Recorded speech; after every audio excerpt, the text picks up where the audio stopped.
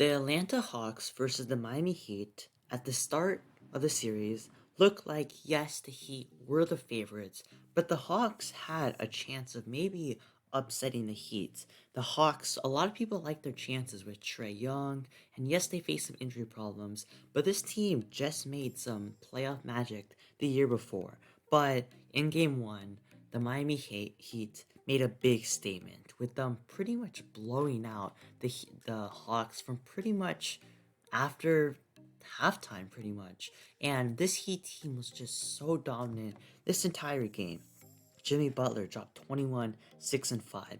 And yes, Kyle Lowry and Bam Adebayo didn't play the best. Their impact was still felt on defense. Their depth showed with PJ Tucker and Duncan Robinson combining for 45 points, with Duncan, I'm pretty sure, having 8 threes. And if those guys can step up, this team can be so scary. And I would definitely expect Bam and Lowry to play better in the future games, but they didn't really need to. That's the thing.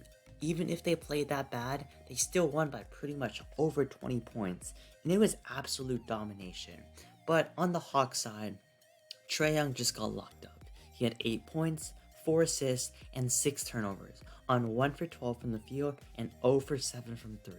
And that's pretty much the worst shooting performance in his entire career. He was swarmed all game by Kyle Lowry, Jimmy Butler, PJ Tucker, Max Strus, and whenever he got a screen, they instantly doubled him. They wanted to know that get the ball out of Trae Young's hand, have the rest of the team beat us, and that strategy pretty much proved to work, because especially with Clint Capella being out, John Collins only playing, not being just like 100%, Kevin Herter playing pretty bad, Bogdan Bogdanovic, and DeAndre Hunter and Gallo were pretty much the only players who came to play, and everyone else couldn't hit their shots really, and that's not really what you want to see from this Hawks team, especially when Trae Young is going to be pretty much blitzed this entire series. They're going to need those guys to step up, and in last year's playoffs, they did step up. You had Clint Capella playing so well, Kevin Herter pretty much being really good, Bogdan also stepping up, John Collins being a solid contributor, and overall,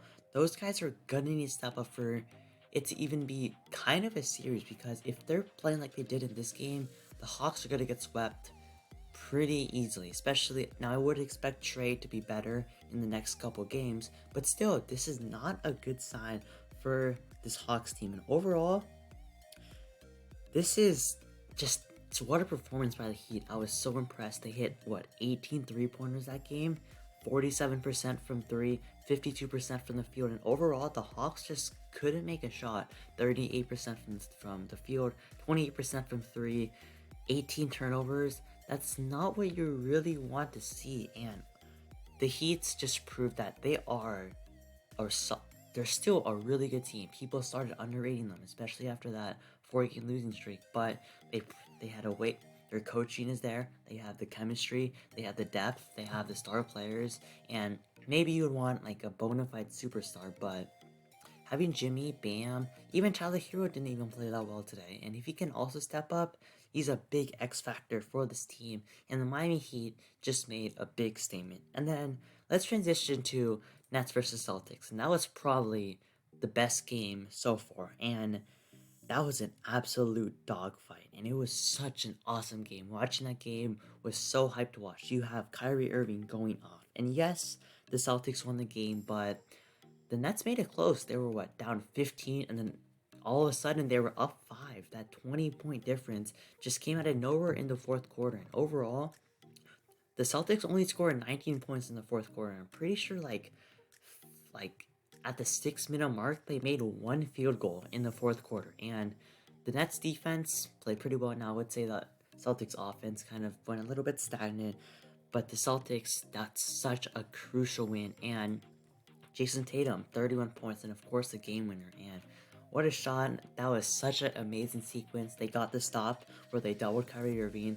Then he just couldn't really do anything when he was being swarmed. Give it to Kevin Durant, who took a tough contested fadeaway 3 that rimmed out. They don't call a timeout because they don't want the Nets defense to just get in the swing of things, which I personally thought they would, especially after Jalen went driving in and couldn't find anything.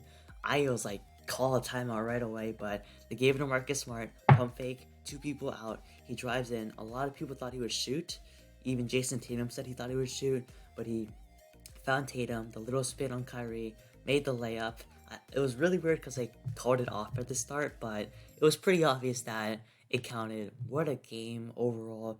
Just, I can't wait to see how this series plays out. And overall, a really good game by the Celtics. Jason 31, Al Horford 20 and 15. That's a vintage Al Horford game, which if he can step up like that, especially with his defense being really solid, especially I saw a play where he legit locked up Kevin Durant for one possession. He pretty much forced KD to shoot like a contested three, and it had no chance of going. And if Al Horford can do that, rebound that well, score that well, he's going to be big for this team. Jaylen Brown also had 23 points. Marcus Smart, of course, of the game and the assist. 20 points overall. Hit some clutch shots overall. And then their bench was decent. I mean, Grant Williams, 7. Derek White had a crucial, I think, layup in the fourth quarter, which was such a big play. And overall, the Nets played really well, I would say. I mean, they didn't get outplayed. It was just kind of sucks that, I mean, there's a game winner, and that last possession was not a very good possession. KD with 23, Kyrie went off for 39. Now I was a little bit confused, why does Seth Curry not get the ball at all? I mean, in the fourth quarter, I'm pretty sure Kevin Durant and Kyrie scored every single point from what I saw, and I think Seth Curry should maybe get the ball a little bit more, I would think. I didn't even see him touch the ball once, and when he did, he just gave it right to Kyrie, like when he got a rebound. And Kyrie, what a performance, the Celtics crowd hating so much against him, and yet he still dropped 39 points, shushed the crowd so many times. And yes, the last play was not very good, but Kyrie, you can't blame them. KD, he played pretty well. I mean, 23, 4 and 3. Doesn't look the best on the stat sheet, and I wouldn't say he played amazing, but it was a solid game. And then Nick Claxton played pretty well. Now his free throws were probably cost them the game, honestly. If he made, I think he went like 1 for 5 from the free throw line. And if he makes like 2 more of those, then the Nets might win that game. I mean, you never know, but Goran Dragic, I don't really. Also, what happened to Patty Mills? Like, he was so good at the start of the year. Now he's getting 12 minutes a game. I have no idea. Drummond, 17 minutes. I guess that's fine, but I really want to see how this series plays out so badly, because this pretty much seems like a conference finals matchup. These two teams that have a chance to go all the way, and what if game one? I hope the rest of the series is going to be this competitive, this exciting, this dramatic, and it's going to be awesome to see. We'll see if Ben Simmons can return, and I would say that overall, the Nets defense wasn't awful. I mean, yes, there were still a lot of problems, but it wasn't like bad that many people expected.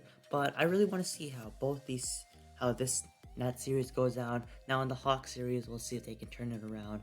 But we'll see. It's only game one, and you can't overreact. So that being said, that's gonna be my thoughts about those two games. Make sure to like the video, subscribe to the channel, and I'll see you all next time.